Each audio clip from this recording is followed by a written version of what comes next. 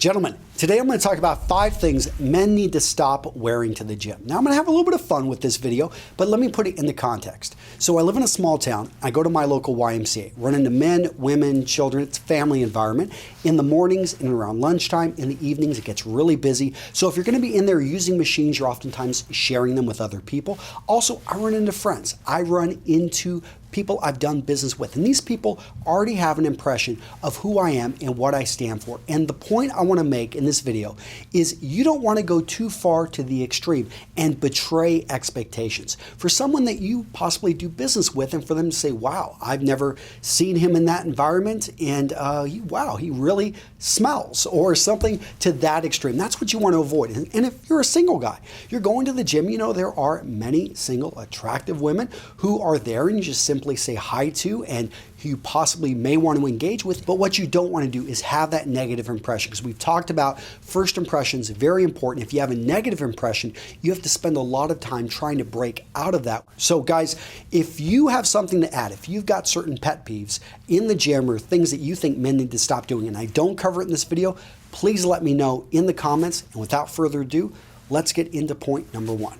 So point number 1, men need to wear clothing that wicks away moisture from the body. Let's face it, you go to the gym, you're going to sweat. Some of us sweat a lot. What you don't want to do is wear clothing that is basically like a sweat sponge, where it's going to keep it all right here in your clothing. So whenever you're sharing that machine, you sit down and you get up and there's this huge wet spot right there on the machine. No, you don't want to do that. You want to have clothing that is going to actually pull it away from the body and then push it out and just have it naturally evaporate. 1, it's going to cool you down better, and 2, it's actually just going to look better. Now, of course, you need to have a towel with you, but when you're going out there and buying clothing, avoid heavyweight cottons, avoid denim. Denim is not something you want to be working out in, guys. Make sure to wear or to go out there and get some clothing that specifically says it's going to wick away moisture. It's made for the gym. Tip number 2, wear clothing that actually fits you. So most guys are wearing clothing at the gym that's too loose for them. Why? Well, they're just used to wearing sizes which are wrong.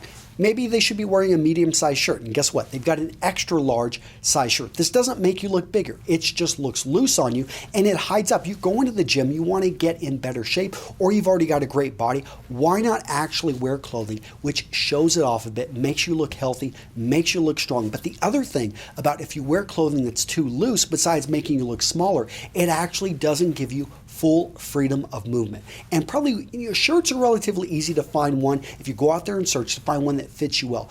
But sweatpants, oftentimes they make you look square. They were going to be way too baggy at the bottom. So I had this company, Public Rec. I really like them. They're made right here in the United States. They had a successful Kickstarter and they had tons of guys back them.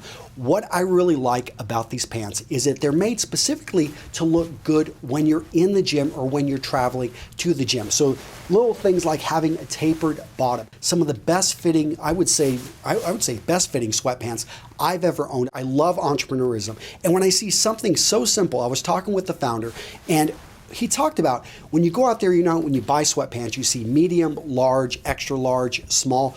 They said, why don't you apply what we already apply to pants, which is like sizes. So these are 32, 32. Simple, genius, but what ends up happening is you actually have sweatpants that fit your body and they're functional. They've got these, I love it when they actually have zippers on the pockets. I put things in my pockets. Whenever I'm on the bench press, I don't like it when they fall out. Function, fit, quality, like I said, made in the USA. I've already washed these 5 times and they've held up under washing. So go check them out. Public Rec, great company. So let's get on to point number 3.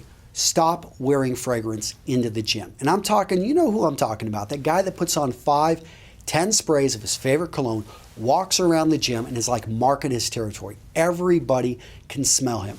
Guys, you don't want to be this guy. 1, it's inconsiderate. There are many people that get migraine headaches. They become nauseous whenever they smell something like that. Also understand, women they're more sensitive to smell.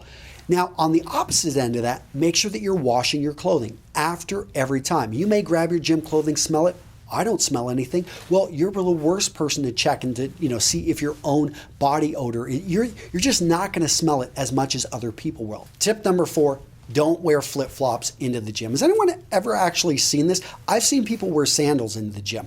The point here, flip-flops are great when you're in the locker room and you're going to be going into the shower and you want to protect your feet. But in the gym, you want traction, you want good grip, you want to be able to run on the treadmill, go on the Stairmaster, be able to do squats and not worry about your feet coming out from underneath you. In addition, make sure that you don't wear the same shoes that you were wearing outside. Here in Wisconsin, we get really bad weather at times, so people could track in mud. They definitely can be tracking in dirt and sand. And what happens is that stuff gets on the gear, it gets on the equipment, and it actually can be a safety risk. But worst case, you've just got the people that are there working at the gym that they're having to go in there and spend more time cleaning. So just be courteous. Tip number 5, leave the jewelry at home. Now, I think simple jewelry is perfectly fine. This ring I pretty much never take off, but if you've got necklaces, if you've got bigger chains, if you've got bracelets, if you've got large rings that have diamonds or other precious stones, be careful in the gym. One, you're going to be knocking them up against pieces and it could damage your jewelry. Number 2, you could get this caught in a machine and you could get yanked, you could get pulled, you could get yourself seriously hurt. So guys, if it can get caught in anything, if it's valuable, just leave it at home. Don't even bring it to the gym. All right, guys, that's it. Now, I didn't cover headphones. I didn't cover socks. I didn't cover super short shorts, but I would love to hear from you guys down in the comments. What are some of the things you see at the gym which you wish you didn't see at the gym? And guys, go check out Public Rec. Really cool company, made in the United States. I've already gotten compliments from my wife and a couple other friends about where did I get these. I love them because they're functional, made in the United States, really cool company. Go check them out. That's it, guys. See you in the next video.